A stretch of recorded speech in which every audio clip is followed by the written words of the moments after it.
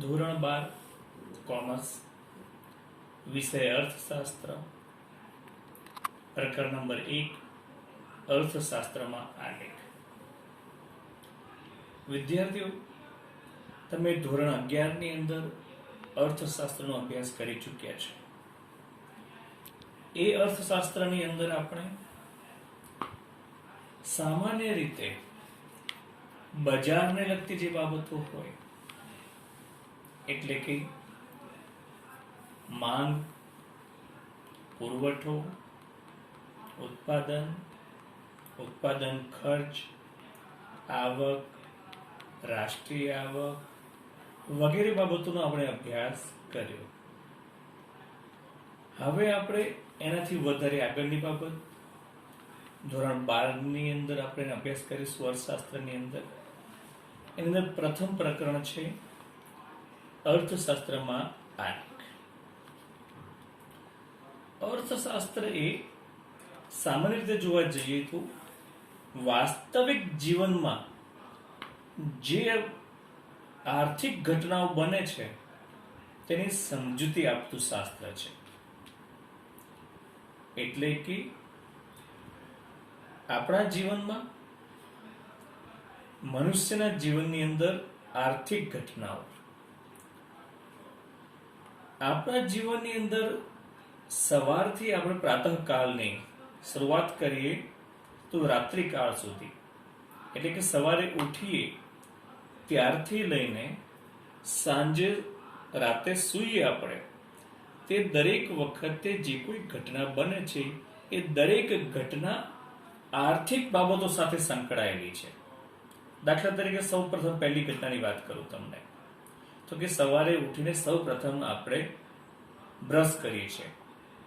તો એ બ્રશ કરતી વખતે આપણે બે વસ્તુની જરૂર પડે છે. મુખ્યત્વે એક બ્રશ એટલે કે ટૂથબ્રશ અને ટૂથપેસ્ટ. તો આ બે વસ્તુ પણ આપણે પૈસા વગર પ્રાપ્ત કરી શકતા નથી. એટલે કે સવારે ઉઠતાની સાથે આપણે જે વસ્તુની જરૂર પડે છે એના માટે પણ પૈસા જોઈએ છીએ આપણે. તેમજ રાત્રિકાળ દરમિયાન આપણે લગભગ મોટા ભાગના દરેક વ્યક્તિઓને સાંજના સમય દરેક કામ પતાવ્યા પછી આપણને ઘરની અંદર જમ્યા પછી ટીવી જોવાની આદત હોય છે, અને ટીવી જોતા જોતા મોટે ભાગે આપણે સૂઈ જઈએ છીએ. મોટા ભાગેની વાત છે, આ સામાન્ય જનજીવનની વાત છે. તો જ્યારે ટીવી જોવાની વાત છે ત્યારે એમાં કાં તો ચેનલ જોતા હોઈએ કે ટીવી જોઈએ, તો બંને વસ્તુ, ટીવી ખરીદવા માટે પણ અને ચેનલનું પે કરવા માટે પણ આપણે નાણાંની જરૂર પડે છે. એનો મતલબ એ થયો કે મનુષ્યના જીવનની અંદર દરેક ઘટનાઓ આર્થિક ઘટનાની સાથે, આર્થિક બાબતની સાથે સંકળાયેલી છે. અને તેનું જ અહીંયા વિશ્લેષણ અર્થશાસ્ત્રમાં કરવામાં આવ્યું છે.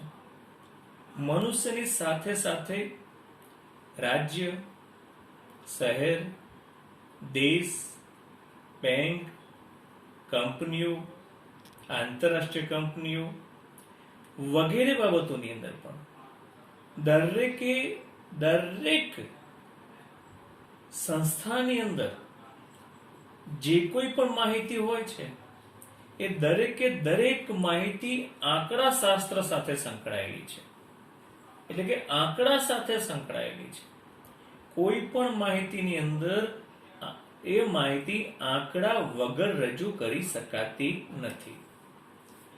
દાખલા તરીકે આપણે વાત કરીએ રાજ્યની કે દેશની કે શહેરની, તો રાજ્યની અંદર ગરીબી કેટલી છે, બેકારી કેટલી છે, રાજ્યની આવક કેટલી છે, એ દરેક બાબત આંકડા સાથે સંકળાયેલી છે.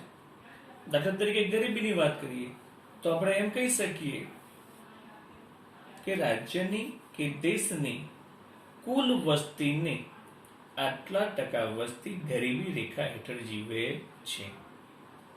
તો ગરીબી દર્શાવવા માટે પણ આપણે આંકડાની જરૂર પડે છે. બેંકની વાત કરીએ તો બેંકની અંદર તો આપ સૌ જાણો છો કે બેંકમાં પૈસા ભરીએ ત્યારે, પૈસા ઉપાડીએ ત્યારે, એ બેંકના કોઈ પણ કાર્યની અંદર દરેકે દરેક બાબતમાં આંકડા વણાયેલા છે. કંપનીની વાત કરીએ, આંતરરાષ્ટ્રીય સંસ્થાઓની વાત કરીએ, કે દરેકે દરેકની અંદર આંકડાઓની દ્વારા એ માહિતી મેળવવામાં આવે છે અને એનું વિશ્લેષણ કરવામાં આવે છે. અને આ બાબતોની માહિતી આપણે વિશ્લેષણ કર્યા પછી એ સામાન્ય વ્યક્તિઓ સમક્ષ તે રજૂ કરવાની હોય છે. દાખલા તરીકે કંપનીની વાત કરીએ આપણે તો કંપનીની અંદર અને સામાન્ય વ્યક્તિને શું લેવા દેવા? તો જ્યારે આપણે કંપનીની વાત કરીએ છીએ તો કંપની મોટે ભાગે શેર મૂડી દ્વારા ઊભી કરવામાં આવેલી હોય છે. કંપની એટલે કે મોટા ભાગની કંપનીઓએ શેર દ્વારા નાણાં એકત્રિત કરેલા હોય છે અને આ શેરના ભાવની કિંમત એ શેર બજારમાં બોલાતી હોય છે. તો એ શેર બજારની અંદર સામાન્ય વ્યક્તિને એના ભાવ કેટલા વધારે થયા, કેટલા ઓછા થયા, કંપની કેટલો નફો કર્યો, કંપનીની પ્રગતિ શું થઈ છે, કંપની કેવું કાર્ય કરે છે, એ બધી બાબતો સમજાવવા માટે પણ આંકડાઓની જરૂર પડે છે.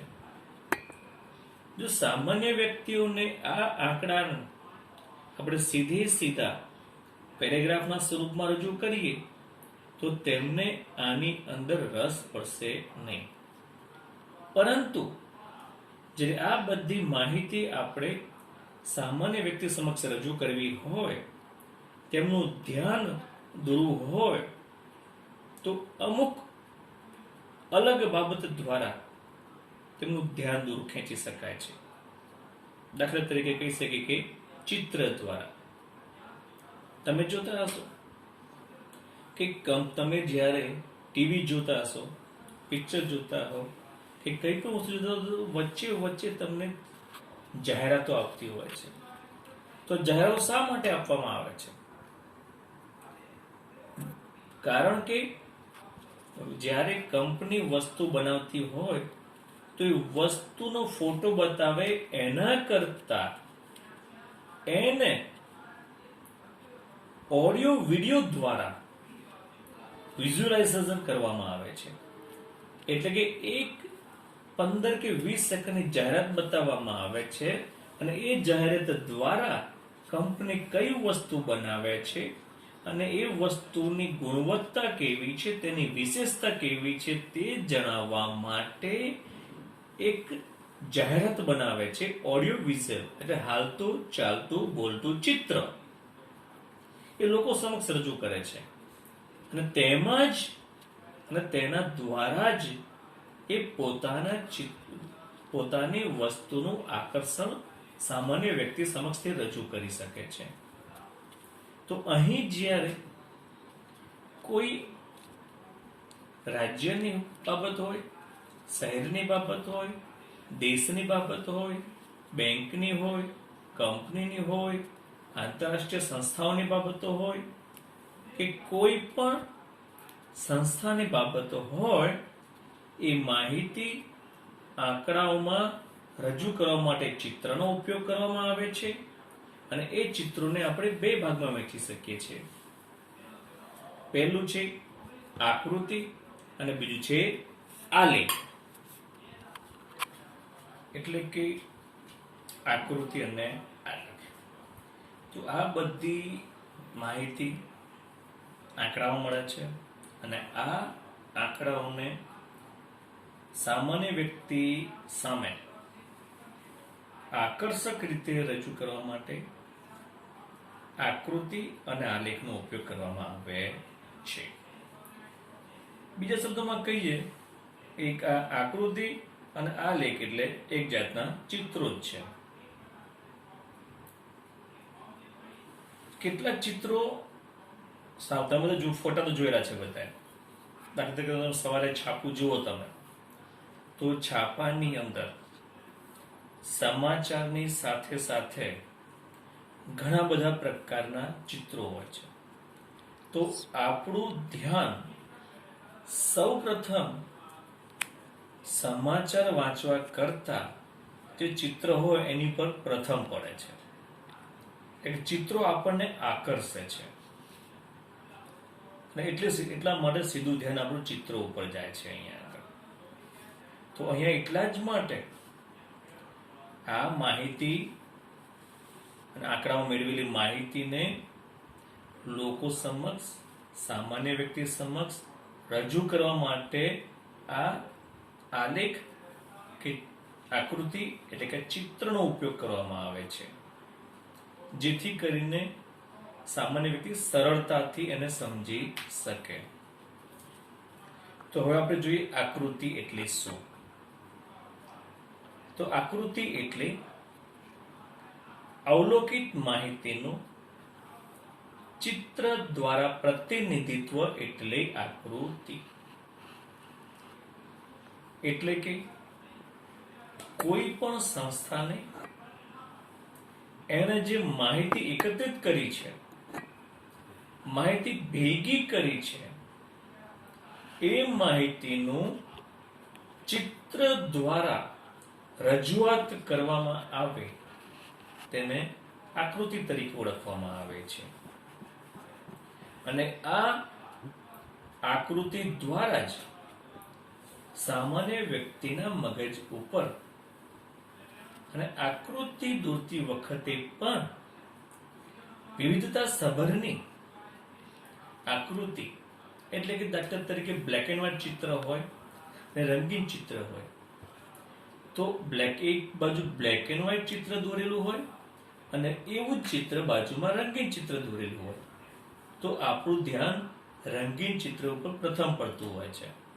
તો અહીં પણ આપણને જે માહિતી પ્રાપ્ત થઈ છે તે માહિતીને આકૃતિમાં દોરતી વખતે પણ આપણે રંગીન આકૃતિ બનાવવાનો પ્રયત્ન કરવામાં આવે છે.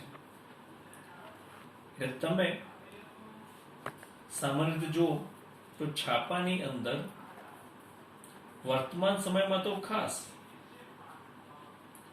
બ્લેક એન્ડ વ્હાઇટ ચિત્રો કરતા રંગીન ચિત્રો વધારે દોરવામાં આવે છે, જેથી કરીને સામાન્ય વ્યક્તિના મગજમાં એ ઊંડી છાપ પાડી શકે છે, જેથી કંપની જે રજૂ કરવા માંગતી હોય છે તે સરળતાથી રજૂ કરી શકે છે.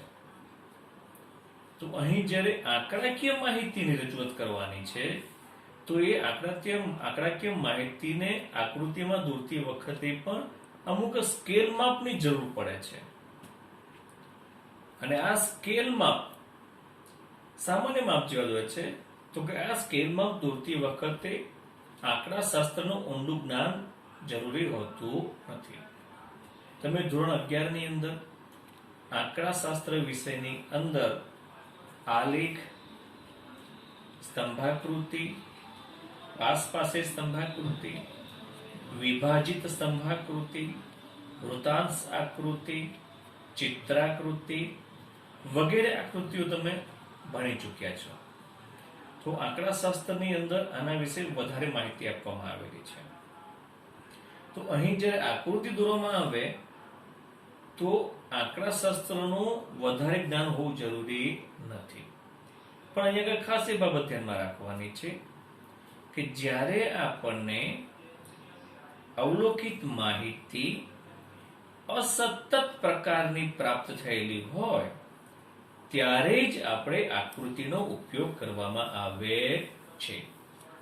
શું ખાસ યાદ રાખજો શું કે જ્યારે આપણને માહિતી અસતત પ્રકારની પ્રાપ્ત થયેલી હોય ત્યારે આપણે આકૃતિનો ઉપયોગ કરીશું.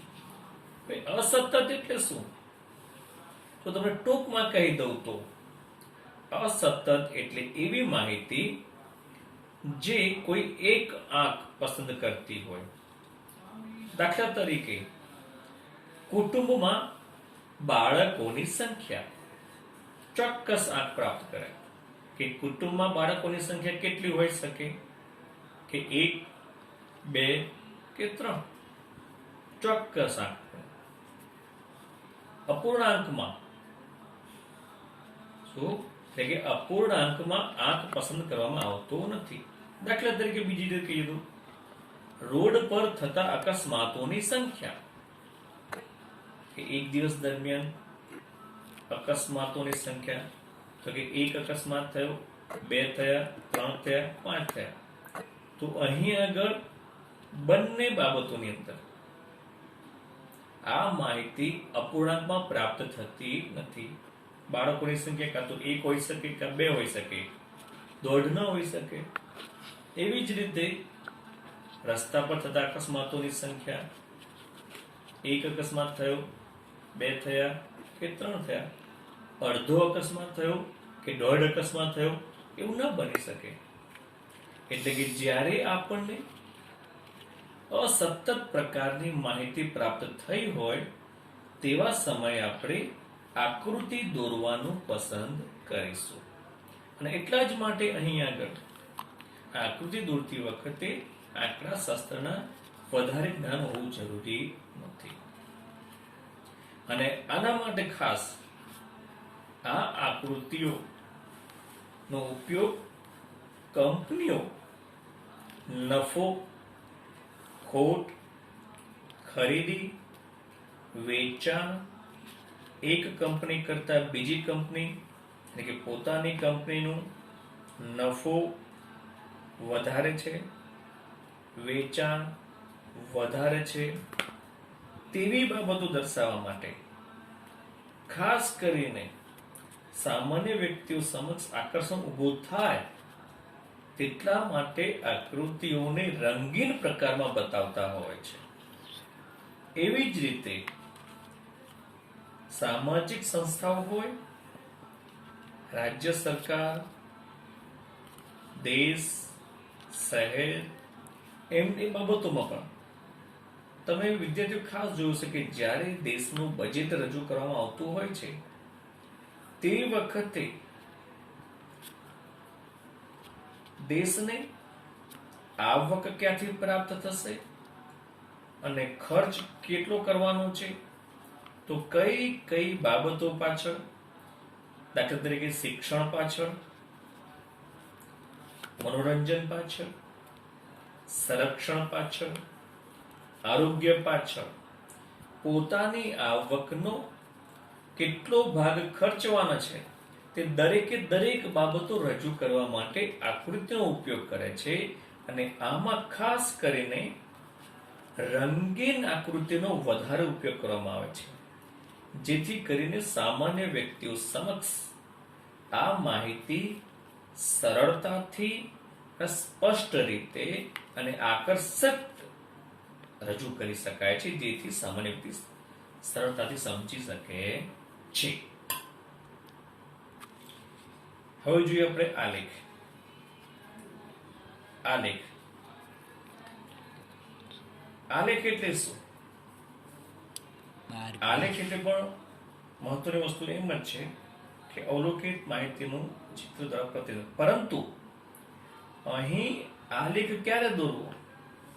તો કે જ્યારે અવલોકિત માહિતી સ્વયં સ્પષ્ટ ન હોય તેવી માહિતીનું પ્રતિનિધિત્વ કરતું ચિત્ર એટલે આલેખ. માહિતી તો છે જ, માહિતી એકત્રિત કરેલી છે, પણ અહીંયા આગળ માહિતી કેવી છે કે સ્વયં સ્પષ્ટ હોતી નથી. સ્વયં સ્પષ્ટ ન હોય એટલે કેવી માહિતી? તો એને બીજા શબ્દોમાં કહીએ કે જ્યારે માહિતી સતત પ્રકારની, સતત આવૃત્તિમાં દર્શાવેલી હોય ત્યારે આપણે આલેખનો ઉપયોગ કરવામાં આવે છે. એક સતત પ્રકારની માહિતી કેવી હોય? તો સતત પ્રકારની માહિતી એટલે કે એવી માહિતી કે જે અપૂર્ણાંકમાં રજૂ કરી શકાતી હોય. દાખલા તરીકે વિદ્યાર્થીનું વજન, વિદ્યાર્થીની ઊંચાઈ. વિદ્યાર્થીનું વજન, દાખલા તરીકે કહી શકાય કે વિદ્યાર્થીનું વજન એક્ઝેક્ટ 40 કિલોગ્રામ જ હોય? ના, એને આપણે સાયન્ટિફિક ડિજિટલ વેઇટ દ્વારા, જે કે ડિજિટલ મશીન દ્વારા એનું વજન માપીએ તો આપણને ખ્યાલ આવશે કે એનું વજન 40 કિલોને 300 ગ્રામ પણ હોઈ શકે, કે 50 કિલોને 250 ગ્રામ પણ હોઈ શકે. ઊંચાઈ, તો વિદ્યાર્થીની ઊંચાઈ માત્ર પૂર્ણાંકમાં જ નથી હોતી. 5 ફૂટ, 6 ફૂટ કે 7 ફૂટ એવી ઊંચાઈ હોય છે? ના, ઊંચાઈ પણ 5 ફૂટ ને 2 ઇંચ, કે 5 ફૂટ 5 ઇંચ, કે 5 ફૂટ 6 ઇંચ. તો કેમ કહી શકીએ કે જ્યારે અવલોકિત માહિતી અપૂર્ણાંકમાં રજૂ થઈ હોય તો તે માહિતીને પ્રતિનિધિત્વ કરતું ચિત્ર એટલે આલેખ. તો અહીંયા આગળ જ્યારે આવા પ્રકારની આપણને માહિતી પ્રાપ્ત થઈ હોય તો તે માહિતીને રજૂ કરવા માટે આપણે આલેખનો ઉપયોગ કરીએ છીએ. અને આ આલેખ ગ્રાફ પોથીની અંદર દોરવામાં આવે છે. તમે ધોરણ 11 ની અંદર આંકડાશાસ્ત્રની અંદર આલેખ પોથીનો ગ્રાફનો તમે ઉપયોગ કર્યો છે કે 1 ચોરસ સેન્ટીમીટર બરાબર 5 ખાનાવાળો પણ આલેખ આવતો હોય છે અને 1 ચોરસ સેન્ટીમીટર બરાબર 10 ખાનાવાળો પણ ગ્રાફ આપતા હોય છે. તો આલેખ દોરતી વખતે આનો ઉપયોગ કરવામાં આવતો હોય છે. તો જ્યારે અહીંયા આગળ આપણે આલેખ દોરવાનો હોય છે તો એ વખતે આપણી પાસે આંકડાશાસ્ત્રનું જ્ઞાન વધારે હોવું જોઈએ. આગળ જોયું તો આપણે કે આકૃતિ દોરતી વખતે આપણી પાસે આંકડાશાસ્ત્રનું જ્ઞાન વધારે જરૂર હોતી નથી, પણ જ્યારે આલેખ દોરવાનો હોય તો ત્યારે આપણી પાસે આંકડાશાસ્ત્રનું જ્ઞાન હોવું જરૂરી બને છે. કારણ કે અહીંયા આગળ આલેખ દોરતી વખતે ચોક્કસ સ્કેલ માપનો ઉપયોગ કરવો પડે છે. ચોક્કસ સ્કેલ માપ એટલે અહીં ગ્રાફ પોથીની અંદર બે ધનો ઉપયોગ કરીએ છીએ આપણે, એક એક્સ ધરી અને વાય ધરી. અને આ એક્સ ધરી અને વાય ધરીની અંદર ચતુર્થાંશો એટલે કે 1 ચોરસ સેન્ટીમીટર, અને અહીં આગળ આ ચતુર્થાંશો માં આપણે યોગ્ય સ્કેલ માપનો ઉપયોગ કરીને આપણે આલેખ દોરવાનો છે. અને યોગ્ય સ્કેલ માપ નક્કી કરવું પડે, એટલા માટે જ આલેખ એ ગ્રાફ પેપરમાં જ દોરવામાં આવે છે. અને આની સાથ માટે આપણે આલેખ દોરવા માટે આંકડાશાસ્ત્રના જ્ઞાનની સાથે સાથે આપણે આંકડાશાસ્ત્રીય સાધનોની પણ જરૂર પડે છે. અને ખાસ અહીં આગળ આ આલેખ જ્યારે ઉચ્ચ શિક્ષણ કરવામાં આવે છે ત્યારે વધ્યા પ્રકારનો અભ્યાસ કરવાનો હોય, ઊંડાણપૂર્વક અભ્યાસ કરવાનો હોય તો આનો ઉપયોગ કરવામાં આવે છે. એટલે કે સામાન્ય બાબતો હોય તો એ આલેખમાં રજૂ કરી શકાતી નથી. એટલે કે સામાન્ય બાબત હોય તો આપણે આકૃતિમાં રજૂ કરીએ છીએ, અને જ્યારે જે સ્વયં સ્પષ્ટ હોતી નથી તેવી માહિતી રજૂ કરવા માટે આપણે આલેખનો ઉપયોગ રજૂ કરીએ છીએ. તો અહીં આલેખ દોરતી વખતે ખાસ આંકડાશાસ્ત્રના જ્ઞાનની અને આંકડાશાસ્ત્રના સાધનોની જરૂર પડે છે. હવે જોઈએ આપણે અર્થશાસ્ત્રની અંદર આકૃતિ અને આલેખોનું મહત્વ. આમ તો સામાન્ય રીતે આકૃતિ અને આલેખ મેં તમને સમજાવ્યું, એમાં એનું મહત્વ સ્પષ્ટ થઈ જાય, પણ છતાં પણ આપણે તમને એક વખત જણાવી દઉં કે અર્થશાસ્ત્રમાં આકૃતિ અને આલેખનું શું મહત્વ છે. તો પહેલું આપણે જોઈએ કે જ્યારે અઘરી અને અટપટી માહિતી હોય એ માહિતી આપણે આકૃતિ દ્વારા સરળતાથી રજૂ કરી શકાય છે. મેં તમને આગળ વાત કરી આપણે કે આપણી પાસે ગરીબીના આંકડા હોય, વસ્તીના આંકડા, ખરીદી, વેચાણ, ઉત્પાદન, આવક, ખર્ચ, આ બધી માહિતી એ સરળતાથી રજૂ કરવા માટે આલેખ એ સ્પષ્ટ બને છે.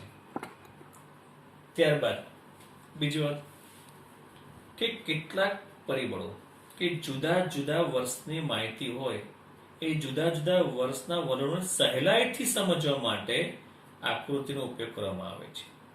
જુદા જુદા વર્ષના વલણો એટલે શું? એટલે કે જ્યારે બે વર્ષની માહિતી સરખાવવાની હોય, ચાલુ વર્ષની માહિતી સાથે ગયા વર્ષની માહિતી કે અગાઉના વર્ષની માહિતીને સરખાવવાની હોય તેને કહેવાય છે વલણો. તો એ માહિતી સરખાવવા માટે કયું વર્ષની અંદર માહિતી વધારે છે, ઓછી હોય છે, એ સરળતાથી આના દ્વારા આપણે સમજાવી શકીએ છીએ. તેમજ ત્રીજી બાબત, વિવિધ ક્ષેત્રોમાં થતા ફેરફારો. દાખલા તરીકે શહેરની અંદર અને ગ્રામ્ય વિસ્તારની અંદર ગરીબી ના આંકડા, વસ્તીના આંકડા, એ બાબતો સરળતાથી આમાં સમજાવી શકાય છે. ચોથી બાબતો કે કેટલાક પરિબળો માટે વર્ગો, પ્રદેશો, ક્ષેત્ર, સમયગાળા આ બધાની સરખામણી કરવાની હોય. વર્ગની, પ્રદેશો એટલે કે રાજ્ય, દેશ, ક્ષેત્રોની બાબતની હોય કે સમયગાળો બાબત હોય, 5 વર્ષ, 10 વર્ષ વગેરે સમયગાળાની બાબતો હોય તો આપણે સરળતાથી સરખામણી કરવી હોય તો આ આલેખથી કે આકૃતિ સરળતાથી આપણે સમજાવી શકાય છે. ત્યારબાદ કે જ્યારે લખનાર અને વાંચનારને સમય અને શક્તિ બચે તે માટે પણ આલેખનો ઉપયોગ કરવામાં આવે છે. લખનાર અને વાંચનાર બંને વ્યક્તિ માહિતી જોઈતાની સાથે જ એ સરળતાથી સમજી શકે છે, એટલા માટે આપણે આલેખનો ઉપયોગ કરીએ છીએ. તેમજ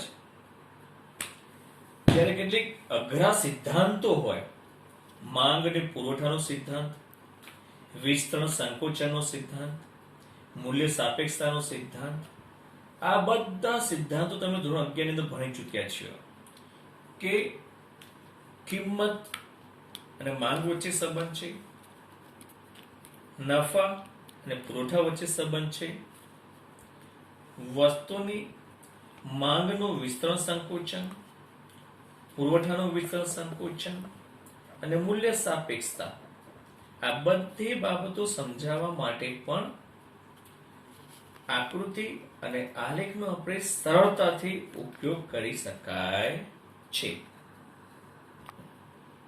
તો વિદ્યાર્થીઓ, આજે આપણે જોયું ધોરણ 12 ની અંદર અર્થશાસ્ત્રના પ્રથમ પ્રકરણની અંદર અર્થશાસ્ત્રમાં આલેખના મહત્વની અંદર આકૃતિ અને આલેખ નું અર્થશાસ્ત્રમાં કેટલું મહત્વ છે તે આપણે આ પ્રથમ વિડીયો અર્થશાસ્ત્રના પ્રથમ વિડીયોમાં આપણે જોયું. હવેની આપણે બાબતો બીજા વિડીયોમાં જોઈશું. ધન્યવાદ, આભાર.